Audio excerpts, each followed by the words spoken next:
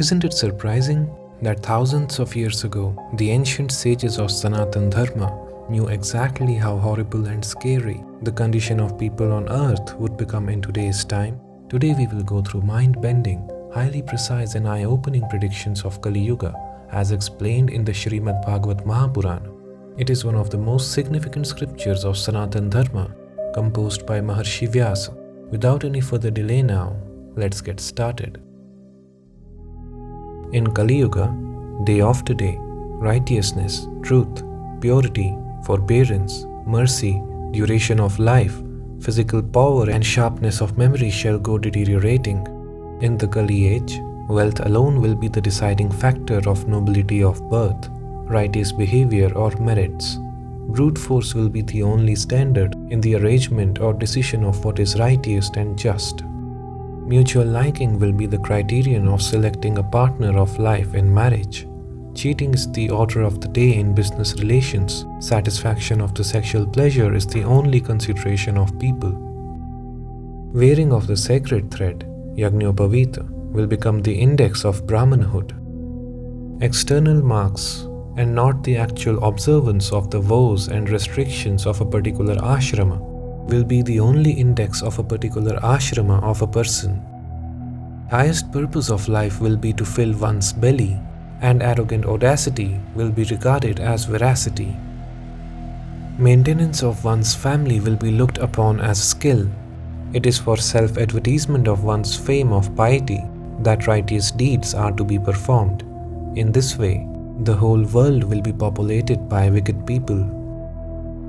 Being oppressed by droughts or famines, heavy taxation, and being subjected to excessive cold, biting winds, sunshine, downpour of rain, snowfall, mutual rivalry, the people are going to perish.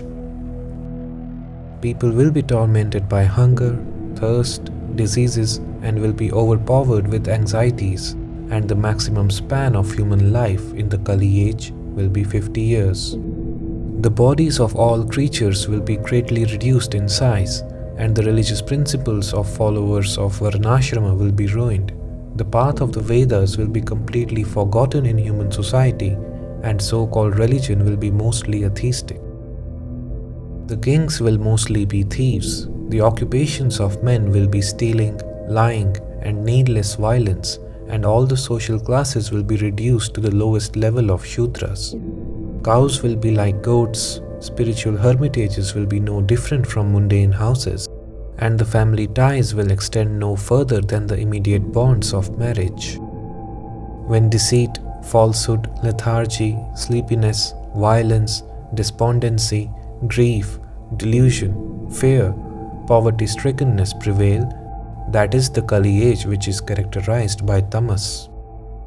As a result of Kali's influence, mortal beings become dull-witted, unfortunate, gluttonous, and destitute of wealth. The woman, becoming unchaste, will freely wander from one man to the next. Brahmacharis will cease to observe their prescribed vows of study, purity, and brahmacharya. Householders will take to begging. Hermits will resort to villages, and sannyasis will become extremely greedy of money. Now before we proceed, I would like to inform you that we have started memberships on our channel. If you would like to support our channel and get some exclusive perks in return, please make sure to hit the join button, select the relevant membership subscription, and become our valued member. Cities will be dominated by thieves. The Vedas will be contaminated by speculative interpretations of atheists. Political leaders will virtually consume the citizens, and the so-called priests and intellectuals will be devotees of their bellies and genitals. Women will become much smaller in size, and they will eat too much, have more children than they can properly take care of, and lose all shyness. They will always speak harshly, and will exhibit qualities of thievery, deceit, and unrestrained audacity. Servants will abandon a master who has lost his wealth, even if that master is a saintly person of exemplary character. Masters will abandon an incapacitated servant, even if that servant has been in the family for generations.